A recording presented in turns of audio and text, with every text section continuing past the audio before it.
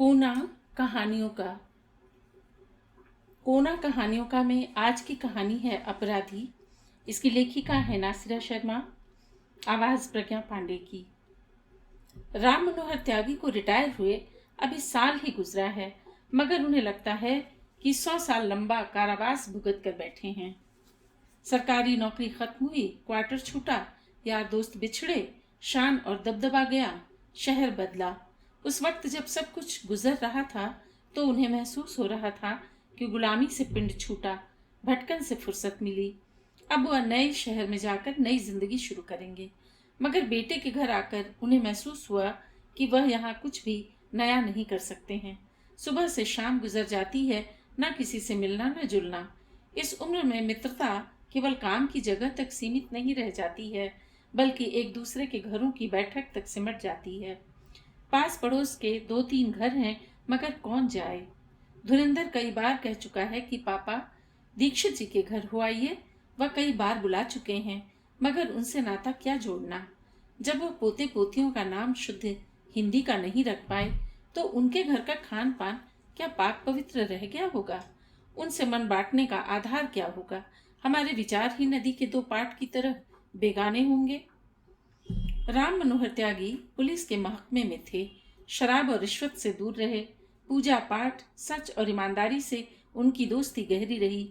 पत्नी भी उनको अपने स्वभाव की मिली थी, जो सामाजिक दृष्टि से बड़ी व्यवहारिक थीं।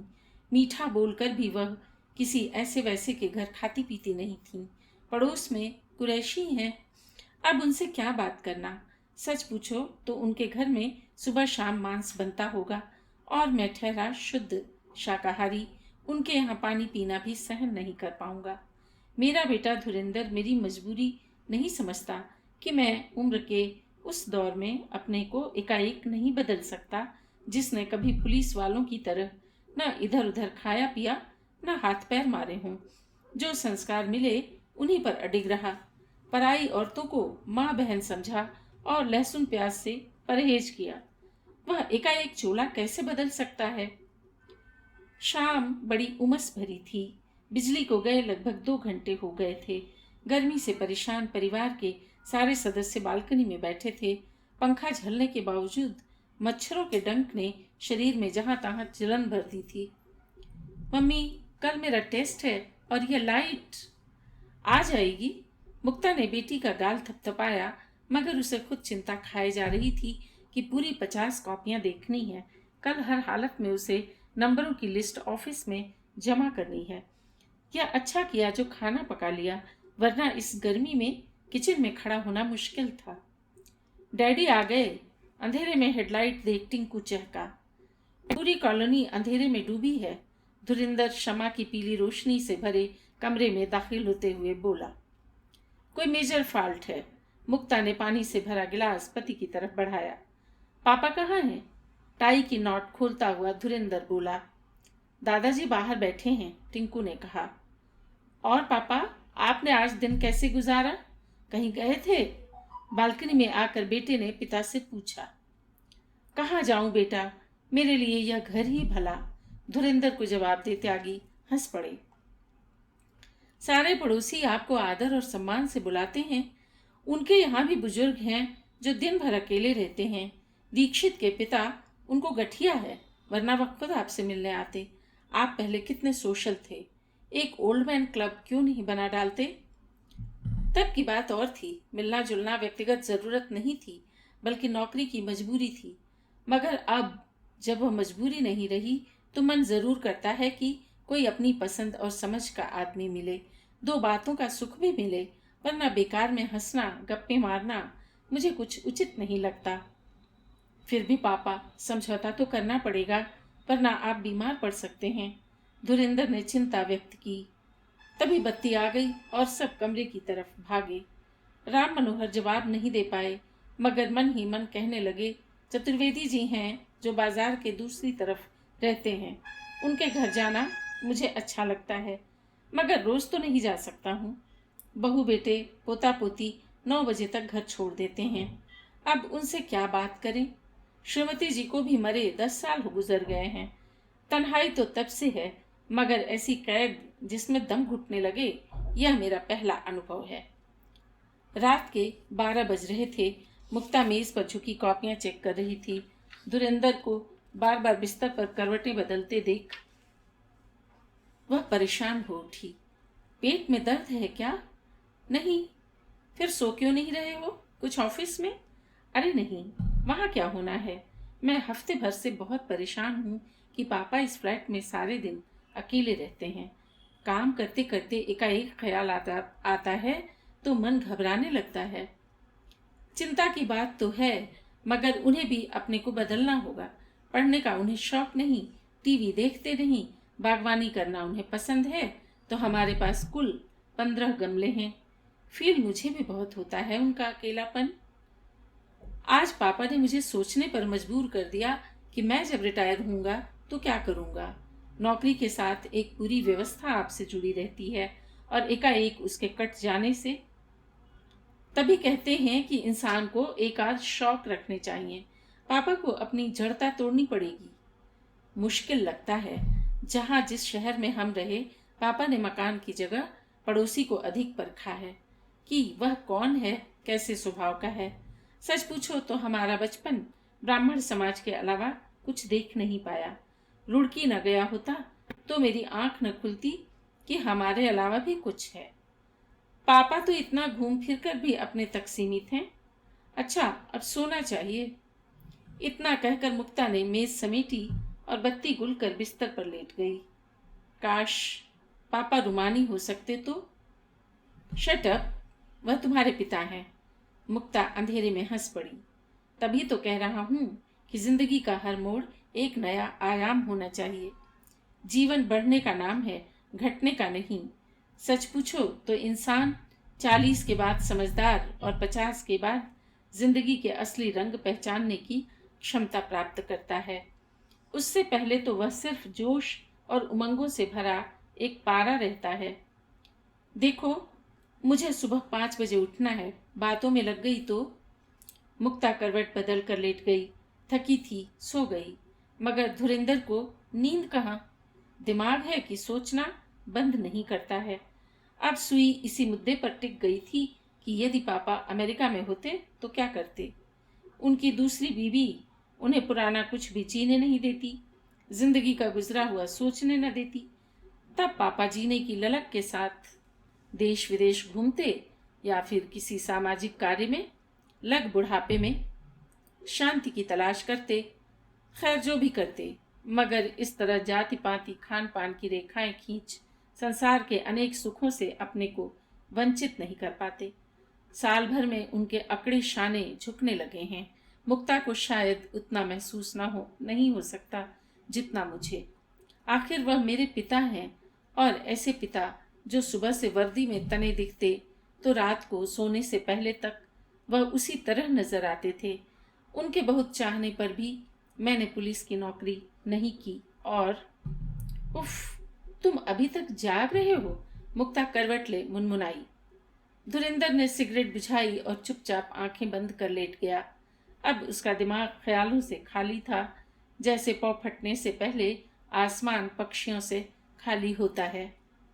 राम मनोहर त्यागी के लिए एक नया दिन फिर कपड़े के थान जैसा सामने खुला पड़ा था, जिसके घंटों को उन्हें शाम तक लपेटना था। बालकनी में वह मुंह सवेरे कसरत कर लेते थे, हवाखोरी के बहाने लौटते हुए दूध ले आते, फिर नहा धोकर पूजा पर बैठ जाते। उनके पाठ से घर वालों की आंख एक के बाद एक खुलती। फिर धमा चौकड़ी भरी सुबह में वह नाश्ते के बाद पोता पोती के लाख मना करने के बावजूद उन्हें बस स्टॉप पर छोड़ने जाते, और जब लौटते तो बेटा बहू घर से निकलने वाले होते। उनके पास करने को कुछ नहीं बचता था सिवाय एक काम के कि वह दोपहर भर कुर्सी पर चुपचाप बैठ उन स्थानों को याद करते रहते जहां वह हवलदार से थाना प्रभारी तक की पोस्ट पर पहुंचे थे।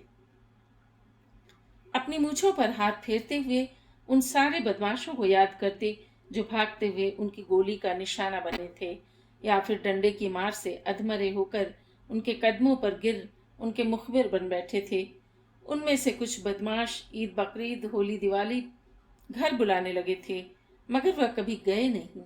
यहाँ तक कि जब नसीम अहमद नामी गुंडे से एमएलए बन गया तो भी त्यागी की बंदूक का रुख नहीं बदला, मगर जब उसकी बेटी की शादी का न्योता आया तो बिना खाए पिए शगुन देकर जरूर लौट आए थे।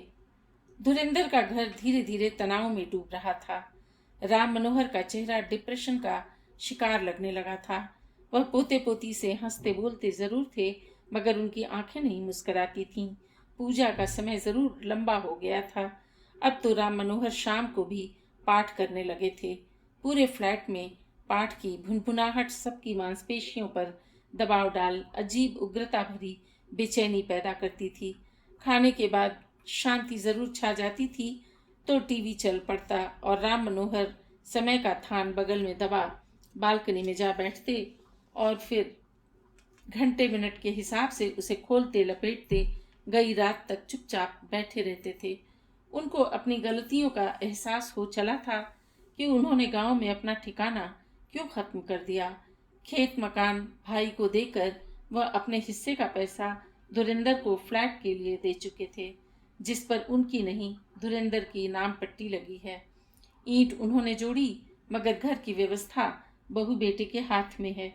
ट्रांसफर लगातार होने की वजह से परिवार ने अंत में इसी शहर में बसेरा ले लिया था, जहां धुरेंद्र को नौकरी मिल गई थी। बेटियां ब्याह दी, उनके घर जा नहीं सकते। गांव और शहर दोनों घर में वह एक सम्मानित अतिथि बनकर रह गए हैं। उनका अब जोर क्या, इस घर में अन्य धर्म वालों और शराब से परहेज नहीं रह गया है। जिन बच्चों को बड़ा करने में सारी जवानी गंवा दी, वे अब पहचाने नहीं जाते कि कभी ये अपने माँ बाप की तरह थे। आखिर ये किसकी औलाद बन जाते हैं, किसकी भाषा बोलते हुए जाने किसका समर्थन करने लगते हैं। पापा, आप इतना बड़ा टीका पहले तो कभी नहीं लगाते थे, एक दिन धुरेंद्र ने अटपटे स्वर में पूछा। पता नहीं बेटे, वह खिसिया कर हंस पड़े। आज जो हो रहा है पापा, उसमें इस तरह का डिस्प्ले कोई और अर्थ दे बैठेगा, जबकि आपका राजनीति से कुछ भी लेना देना नहीं है। धुरेंद्र के चेहरे पर चिंता उसी तरह डैने फैलाई रही। आईने के सामने राम मनोहर ने खड़े होकर चेहरा देखा तो माथे पर पूरे अंगूठे भर लंबा लाल टीका दगदगा रहा था। अधपकी मरोड़ी मूछों के साथ लाल टीका। वह पल भर बाद कहकहा मार कर हंस पड़े। डाकू जैसा चेहरा लगा होगा धुरेंद्र को मेरा। तभी कुछ देर बाद उन्हें विचार कौंधा, नहीं ऐसा नहीं है। वह सोच में डूब गए। उसका इशारा किसी और तरफ था। दोपहर को जब अकेले खाना खाने बैठे तो एकाएक उन्हें गुत्थी सुलझती सी लगी। अगर मैं ठीक समझ रहा हूं तो फिर प्रश्न उठता है कि उसे अपनी पहचान से घबराहट क्यों लग रही थी। हो न हो यह पड़ोस की दोस्ती का असर है। दीक्षित के घर ईसाई बहू है और कुरैशी का कहना ही क्या। आखिर आजू बाजू तो यही दो पड़ोसी हैं जिनके घर सारी शाम बच्चे बहू आते जाते हैं। छुट्टी के दिन धुरेंद्र का अड्डा भी वही जमता है। मेरे आने से पहले ये लोग खूब अड्डा जमाते होंगे। इन्हीं थाली कटोरी गिलास में खाते पीते होंगे। बेचैन हो खाने की मेज से उठे और उदास जाकर खिड़की के पास खड़े हो गए। दोपहर ढल रही थी। सड़क पर चहल पहल थी। शाम तक उनका मन भारी भारी रहा। चाय की मेज पर अपना पसंदीदा नाश्ता समोसे और कचौरी देखकर भी उनका मन हल्का न हुआ। धुरेंद्र ने माहौल बदलने के लिए कहा, पापा, कल शाम हमारे घर एक मीटिंग है सोसाइटी की। हर महीने किसी न किसी के घर रखी जाती है। आपके लिए यह मौका अच्छा रहेगा। उसमें कुछ रिटायर बुजुर्ग भी आएंगे। अगर उसमें कोई पुलिस वाला निकल आया तो आपका टाइम अच्छा कटेगा। देखता हूँ। वैसे बेटा, मैं कई दिनों से सोच रहा हूँ कि एक चक्कर गांव का लगा आऊं। बहुत दिनों से सीताराम की चिट्ठी भी नहीं आई है। उसके परिवार के दुख सुख का कुछ पता ही नहीं। जरूर पापा, चाचा से मिलकर आए। मैं सीट रिजर्व कराता हूँ। कुछ हल्का हो धुरेंद्र बोला। उसके दिल में भी एक खुशी की लहर दौड़ी कि पापा कुछ दिन आराम से लोगों के बीच उठेंगे बैठेंगे और इस बोर जिंदगी से उन्हें छुटकारा मिलेगा। गांव में सप्ताह भर रहने के बाद राम मनोहर को लगने लगा था कि यह जगह भी अब रहने लायक नहीं रह गई है। सब कुछ बदल रहा है, बल्कि बंट रहा है।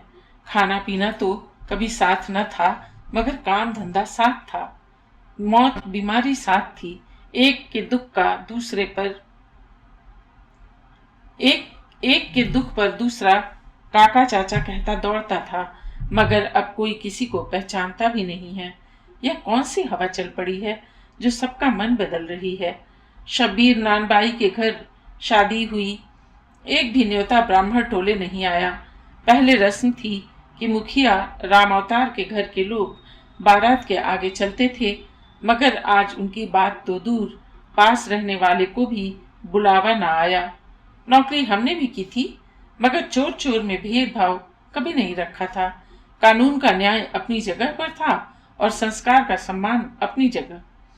अच्छी तरह याद है कि जमींदार अहमद मियाँ के सारे हलवाहे और मजदूर हमारे घर के थे, क्योंकि गांव की आबादी में उनका हिस्सा 80% था, जबकि धुरंधर के ननिहाल में इसका उलट था।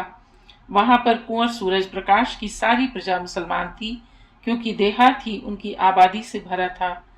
तभी तो धुरंधर की माँ की बोलचाल का तरीका भी कुछ अलग था। लेकिन अब 2 कोस चलकर नदीम शब्बन लोहार के पास जाएगा और शंभू पड़ोस के रहमान को छोड़ नाला पार धर्म धोबी से कपड़े धुलवाएगा। आखिर यह कैसा अंधेर मचा रखा है। जहां गांव वालों की मोहब्बत बट जाए, फिर उस धरती पर बचेगा क्या। धुरंधर इसी अलगाव को राजनीति कहता है। अब उसकी बातों का अर्थ खुला। धुरंधर की सारी खुशी मिट्टी में मिल गई। जब महीने भर के लिए गए पिता को 15 दिन बाद ही घर लौटते देखा। धूप से तपे चेहरे से उदासी जरूर छंटी दिखी, मगर उस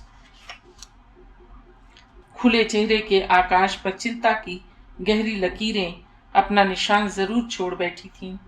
औपचारिक बातों के बाद घर फिर खाली हो गया। राम मनोहर फिर फ्लैट में अकेले रह गए। उन्हें गांव याद आया। नदी का तट, सिंगाड़ों से भरा तालाब, कुएं की जगत और खेत के किनारे। जहां चाहते थे निकल जाते थे, बोल बतिया लेते थे। बहुत कुछ बदलने के बावजूद वहीं अब भी संवाद बाकी था। वहां अब भी संवाद बाकी था, मगर यहाँ कुछ पल राम मनोहर की सोच ठहर गई। हल्के से मुस्कराए। यहाँ, हाँ यहाँ। मैं निकलता कहाँ हूँ? चलता हूँ, आज चतुर्वेदी के घर होकर आता हूँ। शायद दस्तक दी। श्रीमती चतुर्वेदी ने दरवाजा खोला। नमस्ते में हाथ जोड़ मुंह कुछ कहने के लिए खोलना ही चाहती थी कि पीछे देख मुस्करा दी। कहो बंधु, कैसे हो? चतुर्वेदी की आवाज सुन राम मनोहर पीछे मुड़े। साग सब्जी का थैला और दूसरी चीजें उठाए चतुर्वेदी बाजार से लौटे थे। दोनों सोफे पर जा बैठे। बहुत दिनों बाद दर्शन दिए हैं, कुशल तो हैं? इतना कहते हुए चतुर्वेदी जी ने सामान का थैला आगे बढ़ाकर वहीं खाने की मेज पर रखा, जहां उनकी पत्नी शरबत के गिलास में बर्फ डाल रही थी। श्रीमती चतुर्वेदी ने लाल शरबत का गिलास आगे बढ़ाया। गांव गया था भाभी जी, आपने कष्ट क्यों उठाया? कहते हुए राम मनोहर की नजरें खाने की मेज पर अटक गईं, जहां काले थैले से लाल लाल कुछ निकालकर उनकी बेटी फ्रीजर में रख रही थी। आप मांस मछली कहाँ से लेते हैं? चतुर्वेदी ने उनकी आंखों का पीछा करते हुए पूछा। जी? राम मनोहर का बढ़ा हाथ लाल शरबत का गिलास उठाते उठाते ठिठक गया। मैं तो कल्लू मीट शॉप से लाता हूँ, साफ सुथरा और ताज़ा। एक बार लेकर देखें? चतुर्वेदी ने अपना गिलास उठाया और शरबत का घूंट भरा। लीजिए ना भाई साहब। नमकीन की प्लेट रखते हुए श्रीमती चतुर्वेदी बोली और सोफे पर बैठ गईं। नहीं, बस चलता हूँ, एक काम याद आया, ज़रूरी, बहुत ज़रूरी। धन्यवाद, नमस्ते। कहते हुए राम मनोहर त्यागी ने शरबत का गिलास मेज पर रखा और तेजी से उठकर सीढ़ियां उतरने लगे। आज उनका भ्रम ही नहीं टूटा, बल्कि दिल भी टूटा। एक सहारा भी जाता रहा। थके कदमों से पसीने में डूबे वह घर में दाखिल हुए और बैठक में कोने में रखी अपनी कुर्सी पर चुपचाप बैठ गए। एकाएक उनके बदन में क्रोध की लहर दौड़ी और बहुत दिनों बाद गालियों की बौछार। अपने को ब्राह्मण कहते हैं, बड़ी बड़ी बातें बनाते थे, मगर लक्षण देखो जैसे म्लेच्छ कहीं के। रात को खाने की मेज पर धुरेंद्र को बड़ा आश्चर्य हुआ जब राम मनोहर त्यागी के चेहरे पर चिंता की रेखाएं मिटी सी लगी। चेहरा पहले की तरह लगा जब वह कोतवाली से लौटते थे, दगदगाता हुआ, चमकती आंखें और रोबदार आवाज। आज खाना भी मन से खा रहे हैं। ऐसा क्या घट गया आज? यह चमत्कार हुआ कैसे? चतुर्वेदी पूरा रंगा सियार है। तुम ठीक कहते थे। आज मैं उसके घर गया था। जो मैंने सुना उससे मन उचट गया। एकाएक राम मनोहर बोल उठे। उनकी आवाज सुन सब चौंक उठे। क्या देखा? मेरा धर्म भ्रष्ट होते होते बच गया, लेकिन बचा कहाँ? पहले तो चाय एक दो बार पी ही चुका हूं, मगर मांस वाली बात। आपको देखकर पापा कोई जल्द विश्वास नहीं करेगा कि आप पुलिस जैसे महकमे में रहकर इतने संस्कारी हैं। मेरे जैसे बहुत हैं। एसपी मिश्रा को भूल गए क्या? आपको एक बात बताऊं, क्या आप उस पर विश्वास करेंगे? धुरंधर ने पिता की आंखों में झांका। करूंगा। इस कलयुग की हर बात पर विश्वास करना होगा। अपने पड़ोसी कुरैशी है ना? चमचा भी अगर मांस के व्यंजन से छू जाए तो वह खाना नहीं खा सकते। पूरा घर शुद्ध शाकाहारी है। आश्चर्य। और दीक्षित जी के बारे में जानेंगे? दोनों पति पत्नी इस वर्ष 10 वर्ष विदेश में रहकर लौटे हैं। वे भी शाकाहारी हैं। एलिजाबेथ ने पति के सम्मान में कभी पोर्क बीफ को हाथ नहीं लगाया। वही हाल बच्चों का है, आपकी तरह शुद्ध शाकाहारी। इतना कहकर धुरंधर जोर से हंस पड़ा। अच्छा? जैसा भाव राम मनोहर के चेहरे पर उभरा और मुंह लटक गया, जैसे उन्हें कलयुग की इस सच्चाई का इंतजार न था। ये सब छोटी बातें हैं पापा। यहाँ आप जितना देखेंगे उतना ही लगेगा कि आप कुछ नहीं जानते हैं। हर आदमी आपके पैमाने से अलग है। हर सच झूठ लगता है और हर झूठ सच। यह रात राम मनोहर त्यागी के लिए मानसिक रूप से केवल बदलने की रात थी। उन्हें अपना व्यवहार याद आया जब कुरैशी की पत्नी कढ़ी बनाकर बड़े चाव से लाई थी कि उन्हें पसंद है, मगर उन्होंने उसे चखा भी न था। दीक्षित के पिता को दमे का शदीद दौरा पड़ा था, मगर वह देखने नहीं गए थे। मन में गहरा आक्रोश था कि ब्राह्मण होकर ईसाई से विवाह क्यों किया। मगर चतुर्वेदी जो तिलक लगाकर हर मंगलवार को पत्नी के संग शक्तिपीठ जाता था, वह उनको अपनी सोच का फ्रेम बदलना होगा। आंखों का शीशा साफ करना होगा। जड़ विचारों को छोड़ जो जैसा है उसको वैसा ही स्वीकार करना होगा। जो काम वह नौकरी करते हुए पूरा भारतवर्ष घूमकर भी नहीं कर पाए थे, क्योंकि एक सीमा के बाद वह किसी को नहीं जानना चाहते थे।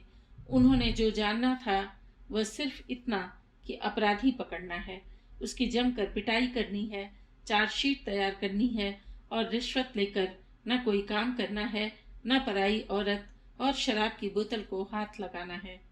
इतना संयम का जीवन जीकर भी उनसे अपराध हो गया। मन की खोई शांति पाने के लिए उन्होंने भोर से पहले ही बिस्तर छोड़ा, भगवान की मूर्ति को नहलाया, चंदन फूल जल चढ़ा, उन्होंने शीश नवाया और अपने मन मस्तिष्क को ज्योति से भरने की प्रार्थना की। फिर टहलने की तैयारी की और दरवाजा खोल बाहर निकले। कुरैशी का बंद दरवाजा ताका, फिर दीक्षित का, और मुंह ही मुंह में बोले, यह संसार विचित्र है, तेरी महिमा अपार है। टहलने की जगह राम मनोहर पार्क के घने पेड़ के नीचे जाकर बैठ गए। पसीने से टकराकर सुबह की हवा तन को अजीब सा सुख देने लगी। उन्होंने आंखें बंद कर लीं। पूरे शरीर में शांतिमय लहरें दौड़ जैसे खून की उत्तेजना को कम करने लगीं। उंघाई सी आने लगी तो ये वह पेड़ की उभरी जड़ को तकिया बना हरी घास पर पसर गए। भरपूर झपकी के बाद जो आंख खुली तो देखा पत्तियों के बीच से सूरज की नरम किरणें झांक रही थीं। उन्होंने हरे छत्तुर के जाल को ताका।